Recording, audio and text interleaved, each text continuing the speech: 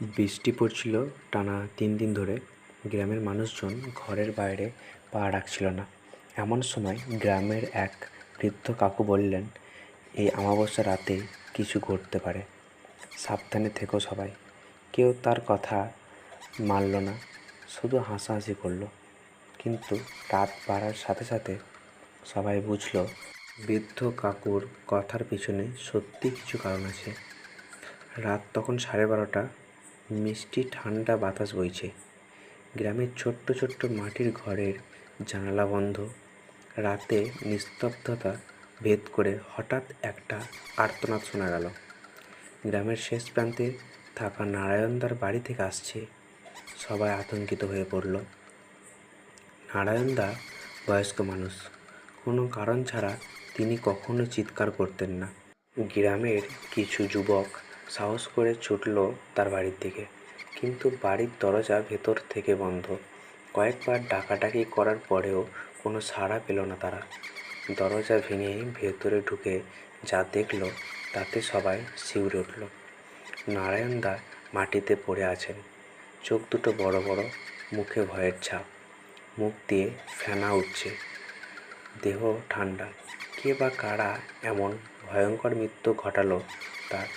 সবাই অবাক হয়ে তাকিয়ে রইল।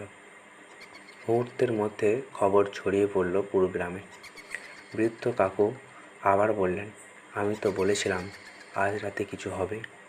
কাল 50 বছর আগে এমন এক রাতেই গ্রামে 3জন নিখোঁজ হয়েছিল।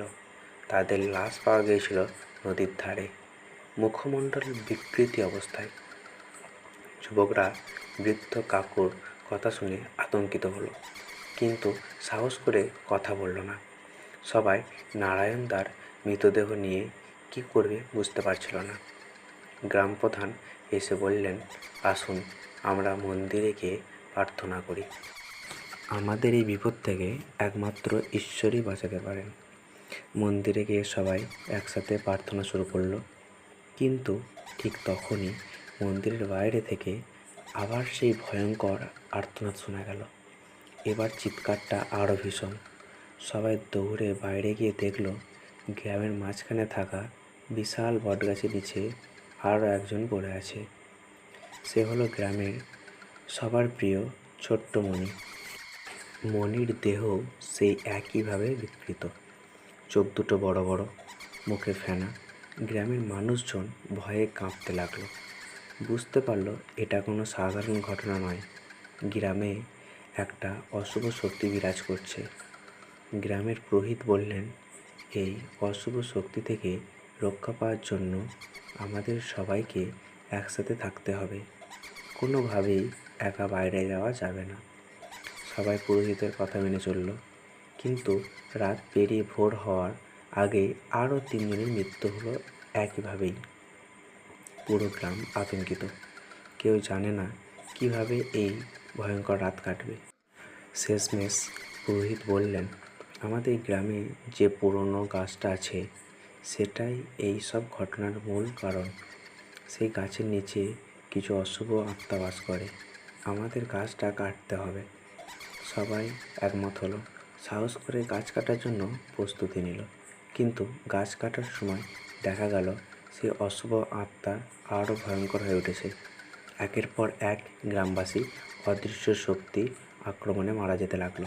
শেষমেশ গ্রাম প্রধানের প্রার্থনায়, ঈশ্বরের কৃপায় পুরোহিত সেই অশুভ আত্মাদের শাস্ত্রের মন্ত্র দিয়ে বন্দি করলেন। গ্রামে আবার শান্তি ফিরে এলো, কিন্তু সেই ভয়ঙ্কর রাতের স্মৃতি থেকে গেল চিরকাল। গ্রামে একজন আজও সেই রাতে কি ঘটেছিল তা মনে করে শিউরে ওঠে, আর জানে সেই অশুভ আত্মা এখনও কোথাও না কোথাও লুকিয়ে আছে, শুধু সঠিক সময়ের অপেক্ষায়। গল্পটি ভালো লাগলে একটা লাইক করবেন, চ্যানেলটা সাবস্ক্রাইব করবেন এবং পাশে থাকা বেল আইকনটি ক্লিক করে অল নোটিফিকেশান অন করবেন।